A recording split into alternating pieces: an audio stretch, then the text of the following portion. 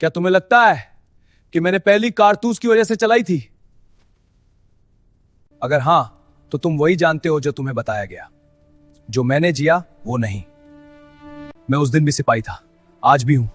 बस फर्क इतना कि उस दिन मेरी वर्दी अंग्रेजों की थी और आज मेरी आत्मा आजाद है। मैं ईस्ट इंडिया कंपनी की फौज में भर्ती हुआ था क्योंकि मेरे गांव में खेती मर चुकी थी। नील की खेती ने जमीन को जहर बना दिया था। कर इतना था कि मेरे पिता म्या ने एक रात फांसी लगा ली। बंदूक उठाने जा रहा है तो याद रखना किसी दिन ये बंदूक अपने लिए भी उठानी पड़ेगी। मैं तब नहीं समझा था, आज समझता हूं। हम सिपाही थे लेकिन इंसान भी थे। सुबह परेड होती थी, अंग्रेज अफसर घोड़े पर बैठा होता था, हम जमीन पर खड़े रहते थे। Ice front! उनकी भाषा अलग थी, उनके कानून अलग थे और इंसाफ हमारे लिए था ही नहीं। हमारी पगार घटती गई, उनका रुतबा बढ़ता गया। हमें नाम से नहीं, नेटिव कहकर पुकारा जाता था। फिर वो कारतूस आया, हमें कहा गया दांत से काटो। किसी ने धीरे से कहा इसमें गाय और सुअर की चर्बी है। उस पल समझ आए सिर्फ धर्म पर हमला नहीं था, ये हमारी पहचान को मिटाने की कोशिश थी। लेकिन सच ये है, अगर वो कारतूस न भी होता तो भी ये आग जलनी ही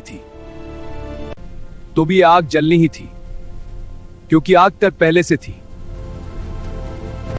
जब मैंने अपने गांव की जमीन को नील से नीली होते देखा था, जब मैंने किसानों को कोड़ों से मरते देखा था, जब मैंने अपने ही देश में खुद को पराया महसूस किया था। कारतूस सिर्फ एक चिंगारी था, बारूद हर सिपाही के सीने में भरा हुआ था। 10 मई 1857 मेरठ। गोली चली, लेकिन वो सिर्फ गोली नहीं थी, वो सदियों की चुप्पी थी जो टूट रही थी।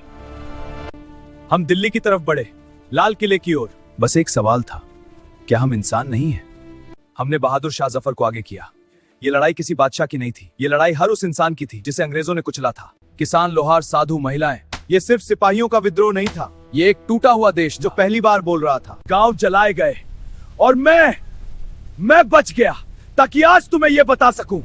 मैंने अपने दोस्त को पेड़ से लटकते देखा, मैंने अपने कप्तान को तोप के मुंह से उड़ते देखा।